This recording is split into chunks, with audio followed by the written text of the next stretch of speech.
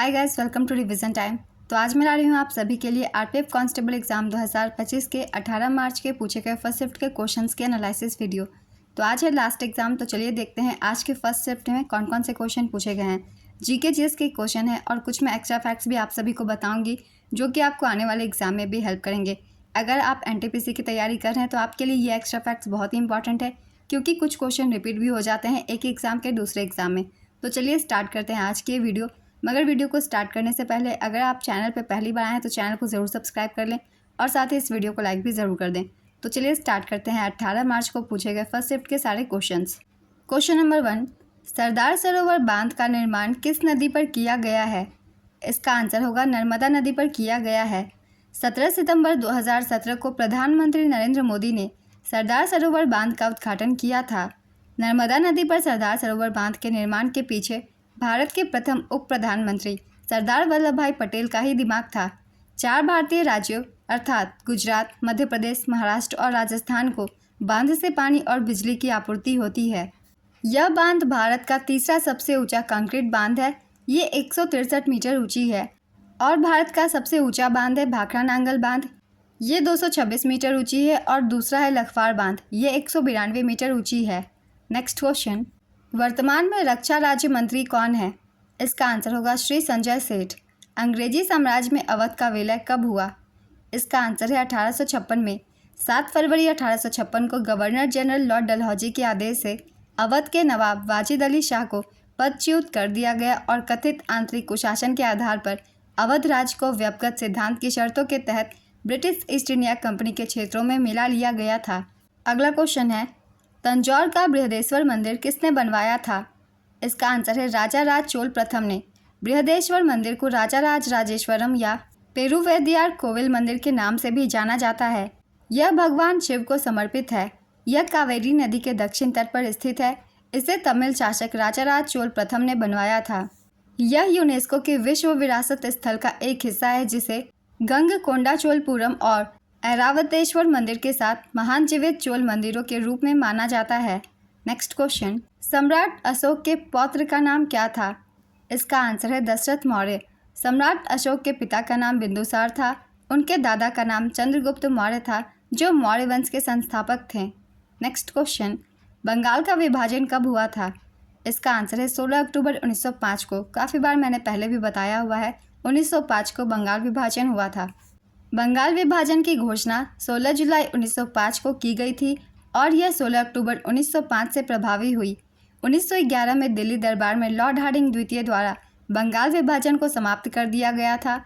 साल 1905 में बंगाल के विभाजन के खिलाफ रविंद्रनाथ टैगोर ने रक्षाबंधन को एकता और प्रतिरोध का प्रतीक बनाया था।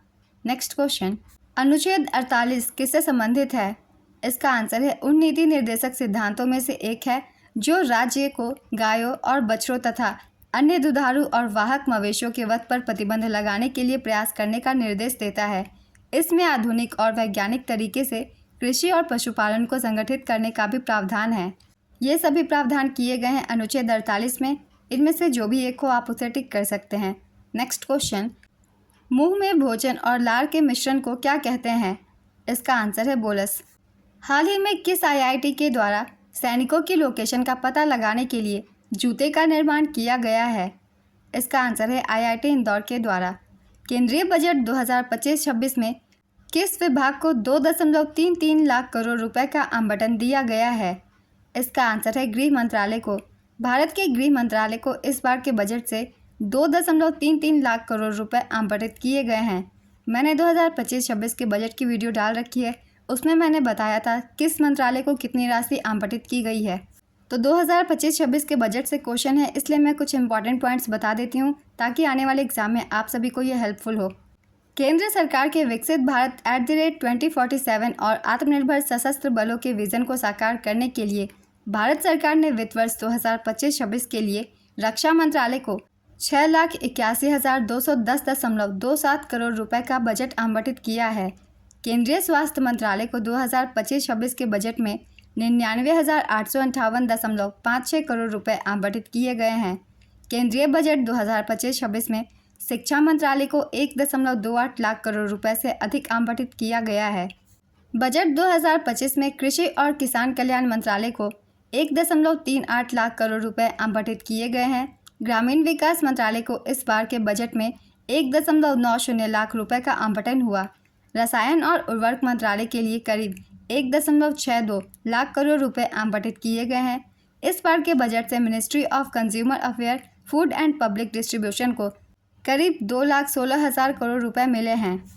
रेल मंत्रालय को 2.55 लाख करोड़ रुपए मिले हैं। देश के सड़क परिवहन और राजमार्ग मंत्रालय को वित्त मंत्री के द्वारा 2.87 लाख करोड़ रुपए का आवंटन किया गया है। महिला एवं बाल विकास मंत्रालय को 26,000 करोड़ रुपए आवंटित किए गए हैं। युवा एवं खेल कल्याण मंत्रालय को 3,794 करोड़ रुपए आवंटित किए गए हैं। आयुष मंत्रालय के लिए 2025-26 के लिए 3,992.90 करोड़ रुपए आवंटित किए गए हैं। तो ये सारे मंत्रालयों की आवंटित राशि थी जो कि बजट 2025-26 में की गई है। आने वाले एग्जाम के लिए भी ये पॉइंट्स आपके लिए बहुत ही इंपॉर्टेंट है, इसलिए मैंने इसे लिख दिया है, आप सब ध्यान में रखिएगा। अगला क्वेश्चन है, शिक्षा के अधिकार को किस वर्ष जोड़ा गया था? इसका आंसर है 2002 में। भारतीय संविधान में शिक्षा के अधिकार को 86वें संशोधन अधिनियम 2002 के जरिए जोड़ा गया था। इस संशोधन के तहत 6 से 14 साल के बच्चों को मुफ्त और अनिवार्य शिक्षा का अधिकार मिला। इस संशोधन के तहत अनुच्छेद 21 से जोड़ा गया शिक्षा का अधिकार अधिनियम के तहत साल 2009 में बच्चों को मुफ्त और अनिवार्य शिक्षा दी जाने लगी। Next question, MDG the millennium development goals कब शुरू किया गया था? इसका आंसर है इसे वर्ष 2000 में शुरू किया गया था। सहस्त्राब्दी विकास लक्ष्य MDG एक संयुक्त राष्ट्र पहल है जिसकी शुरुआत 2000 में हुई थी और इसका उद्देश्य 2015 तक 8 लक्ष्यों को प्राप्त करना था, जिसमें गरीबी उन्मूलन, शिक्षा और स्वास्थ्य जैसे क्षेत्रों पर ध्यान केंद्रित किया गया था और 2015 में इसे सतत विकास लक्ष्यों द्वारा प्रतिस्थापित कर दिया गया। नेक्स्ट क्वेश्चन, भारत में हरित क्रांति की शुरुआत कब हुई थी?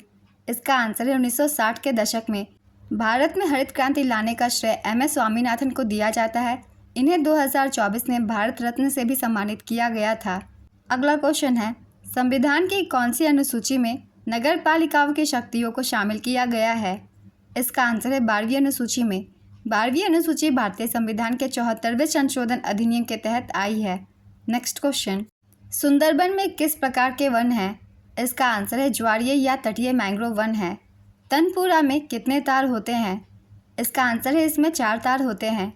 थ्रोम्बोसाइट्स का मुख्य कार्य क्या है? इसका आंसर है रक्त का थक्का बनाना। रक्त में थ्रोम्बोसाइट्स या प्लेटलेट्स का मुख्य कार्य रक्त का थक्का बनाना होता है। ये रक्त वाहिकाओं में चोट लगने पर क्षति को ठीक करते हैं और रक्त की हानि को रोकते हैं और रक्त को थक्का बनाने में विटामिन के महत्वपूर्ण भूमिका निभाता है, तो इसे भी याद रखिएगा।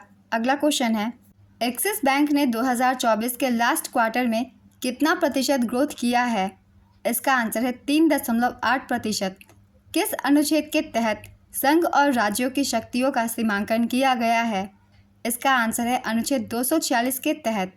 नेक्स्ट क्वेश्चन, भारतीय संविधान का अनुच्छेद 51(1) के किस संशोधन द्वारा जोड़ा गया था? इसका आंसर है 86वें संशोधन अधिनियम 2002 के द्वारा।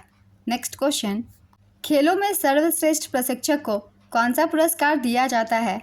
इसका आंसर है द्रोणाचार्य पुरस्कार। तो प्रशिक्षक को द्रोणाचार्य पुरस्कार दिया जाता है और वर्ष के सर्वश्रेष्ठ खिलाड़ी को मेजर ध्यानचंद खेल रत्न पुरस्कार दिया जाता है। इससे पहले राजीव गांधी खेल रत्न पुरस्कार कहा जाता था। नेक्स्ट क्वेश्चन, हिमालय की सबसे बाहरी पर्वतमाला कौन सी है? इसका आंसर है शिवालिक। अवध के ब्रिटिश साम्राज्य में विलय के समय अवध का नवाब कौन था? इसका आंसर है वाजिद अली शाह। अगला क्वेश्चन है, हड़प्पा काल में सामान्यतः किस रंग का प्रयोग किया जाता है? इसका आंसर है हल्के लाल या भूरे रंग का। तो आज के फर्स्ट शिफ्ट के एनालिसिस वीडियो कंप्लीट होती है। वैसे तो आज लास्ट एग्ज़ाम है, मगर अगर आपने एग्ज़ाम दे रखी है तो आप अपना आंसर मैच कर सकते हैं और जिन लोगों ने पहले भी दे रखी है वो भी देख सकते हैं किस तरीके के क्वेश्चन एग्जाम्स में पूछे जा रहे हैं। तो आप आने वाले एग्ज़ाम के लिए भी इस वीडियो को देख सकते हैं क्योंकि बहुत ही इंपॉर्टेंट जीके के क्वेश्चन है और जितने भी एक्स्ट्रा फैक्ट्स हैं वो भी बहुत ही इंपॉर्टेंट है। किसी भी दूसरे एग्ज़ाम में इन सभी पॉइंट से क्वेश्चन बन जाते हैं। तो चलिए फिर मिलते हैं अगली वीडियो के साथ। अगर आप सभी को ये वीडियो हेल्पफुल लगी हो तो इसे लाइक ज़रूर कर दीजिएगा और साथ ही इस तरीके की एनालिसिस वीडियो के लिए चैनल को भी ज़रूर सब्सक्राइब कर लीजिए और साथ ही बेल आइकन भी प्रेस कर लीजिएगा ताकि हर वीडियो की नोटिफिकेशन भी आप सभी को मिलती रहे और आपकी कोई भी इंपॉर्टेंट टॉपिक मिस ना हो। तो फिर मिलते हैं अगली वीडियो के साथ। आप सभी को आने वाले एग्जाम्स के लिए ऑल द बेस्ट।